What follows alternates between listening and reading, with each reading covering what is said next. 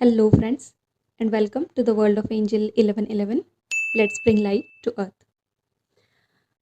Friends, जैसे कि आप सब जानते हैं कि आपके ट्विन फ्लेम और आप एक दूसरे के परफेक्ट मिरर होते हैं, राइट? यानी आप दोनों में जो भी इश्यूज़ होते हैं, वो थोड़े भी इधर उधर नहीं होते, सब सेम होते हैं।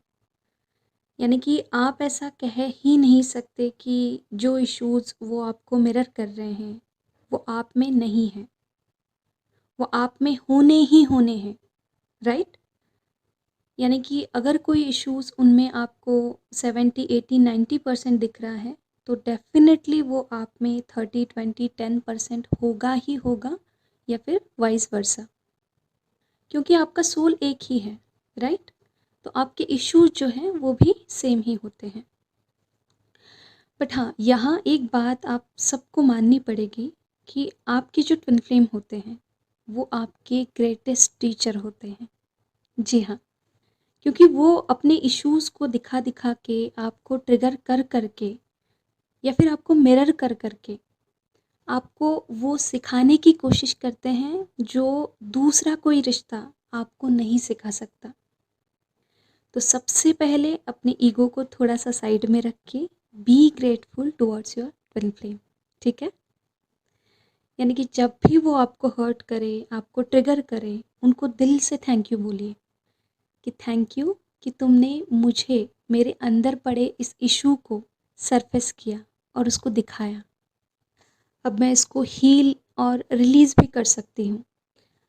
शायद तुम अभी इसे मुझे नहीं दिखाते, तो ना ही मैं इसे देख पाती और ना ही इसे हील कर पाती। तो जी हाँ, ये रिश्ता ऐसा ही है जो आप दोनों को अपना बेस्ट वर्जन बनाने में हेल्प करता है। और इसीलिए twin flame connection is a always divine connection and it is always guided by the God. Because ये रिश्ता आपको आपके अल्टीमेट ट्रुथ तक, गॉड तक पहुंचाता है। और इसी वजह से ये बाकी सभी रिश्तों से अलग है। बाकी जो भी रिश्ते इस दुनिया में हैं, यानी आप सोलमेट कहें, कार्मिक रिलेशनशिप कहें, या फिर आपके अगर नॉर्मली कहा जाए तो आपके फैमिली रिलेशंस, तो ये सब रिलेशंस आपको इल्यूजन में, इस 3D वर्ल्ड में, इस झूठ में जीने के लिए मजबूर करते हैं। बट ये अकेला कनेक्शन है जो आपको ट्रुथ तक, आपके गॉड तक पहुंचाता है। तो सबसे पहले तो इस डिवाइन ब्लेसिंग्स को ऑनर करना सीखिए, इस रिश्ते की रिस्पेक्ट करना सीखिए, क्योंकि हर किसी को डिवाइन इस तरह की ब्लेसिंग्स नहीं देता, ठीक है? चलिए, अब सबसे पहले देखते हैं कि आपके ट्विन फ्लेम या फिर आप दोनों एक दूसरे को ट्रिगर क्यों करते हैं। तो जैसे कि आप सबको पता है कि आप दोनों एक दूसरे के परफेक्ट मिरर होते हैं, राइट? और वो ट्रिगर करके आपको आपके अंदर छुपे इश्यूज़ को दिखाते हैं कि देखो, यहाँ यहाँ इस एरिया में इन इन इश्यूज़ की वजह से तुम दुखी हो। उस पार्ट को हील करो, उस दुख से बाहर आओ, और अल्टीमेटली मुझे भी इन सब से बाहर निकालो।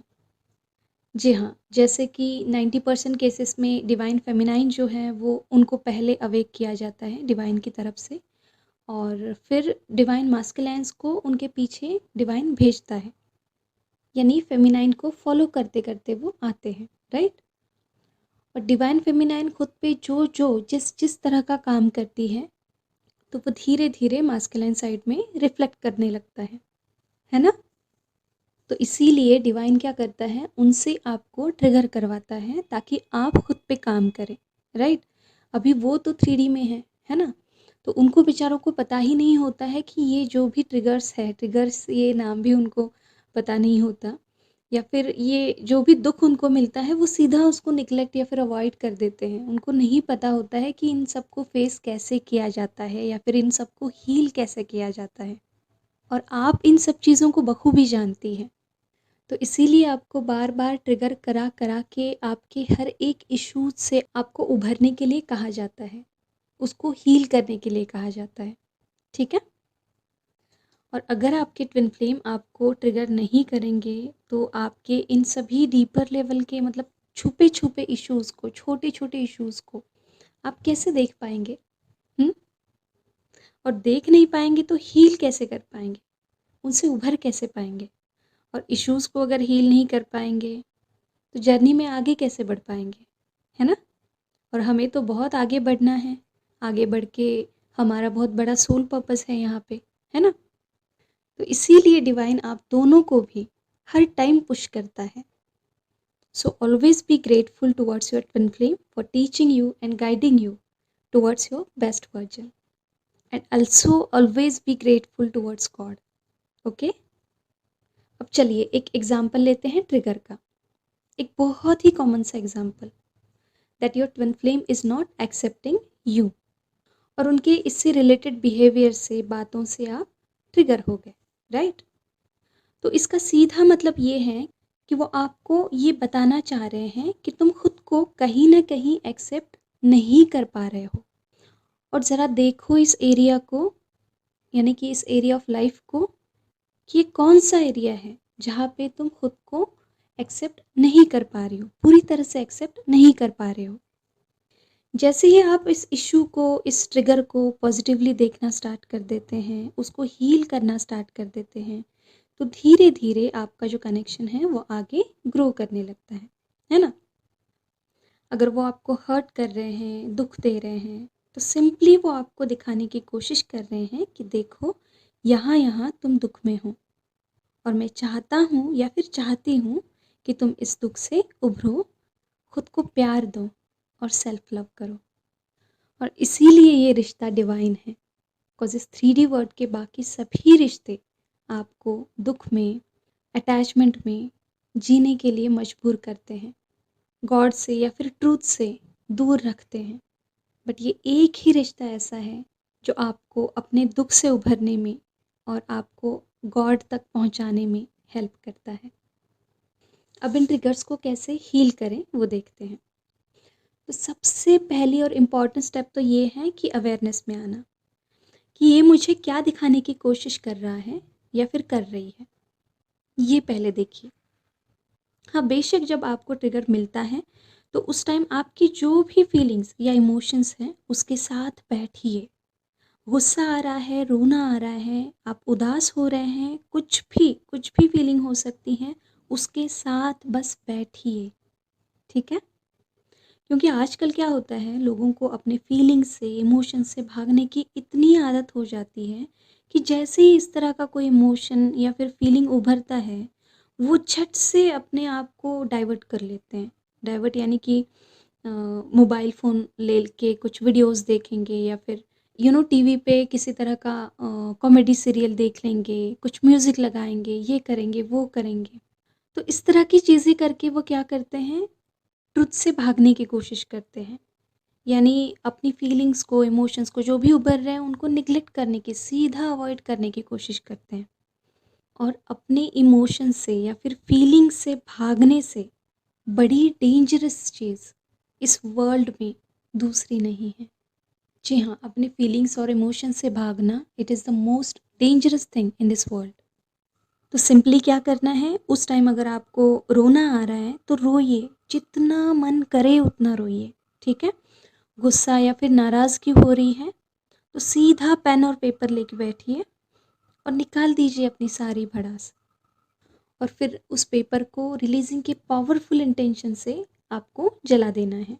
ओके, बट हमेशा ध्यान रखें कि अपने फीलिंग्स और इमोशंस को कभी निगलेक्ट या अवॉइड ना करें। ओके, तो सबसे पहले तो इन ट्रिगर्स को देखना है, राइट, कि आपका काउंटर पार्ट आपको क्या दिखाने की कोशिश कर रहा है। अब यहाँ हम फिर से एक एग्जांपल लेते हैं कि सपोज़ आपका ट्विन आपको वैल्यू नहीं दे रहा है, अवॉइड या फिर निगलेक्ट कर रहा है। हुँ? तो आपने ये समझ लेना चाहिए कि मैं कहीं न कहीं खुद को वैल्यू नहीं दे रही हूँ, खुद को ही अवॉइड या फिर निगलेक्ट करे जा रही हूँ, राइट? इस अंडरस्टैंडिंग में आना आपको बेहद ज़रूरी होता है, बिकॉज़ आप इस समझदारी में तभी आ सकते हैं जब आपका ईगो शेड हो जाए। अदरवाइज़ आप बस सामने वाले को दोष ही देते रहेंगे और फिर इन सब से क्या करेंगे, खुद को ही हर्ट करते रहेंगे, राइट?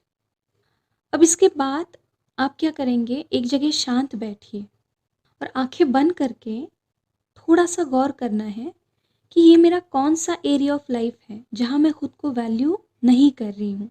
बस देखते जाइए उसको।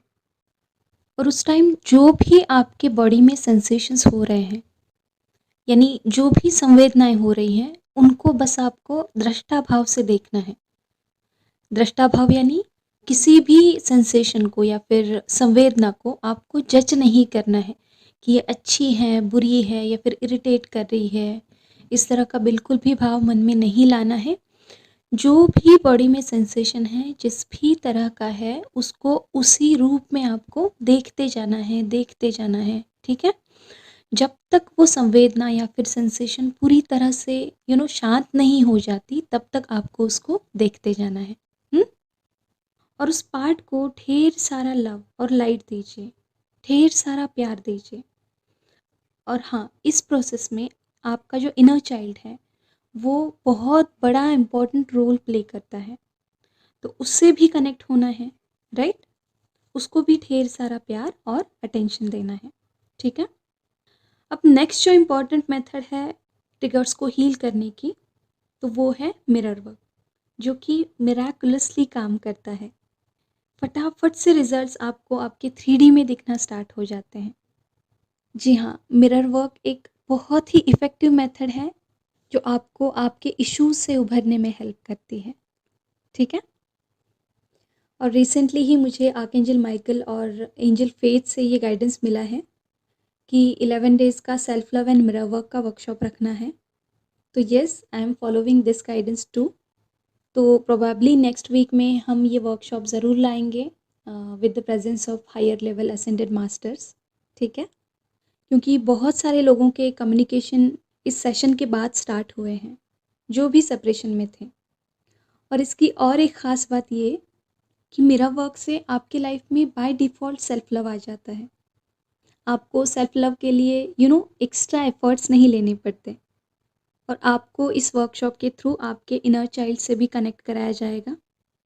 तो आर्कएंजल माइकल की इस ब्लेसिंग्स को ज़रूर रिसीव करें और अपने यूनियन के रास्ते में आगे बढ़ें, ठीक है?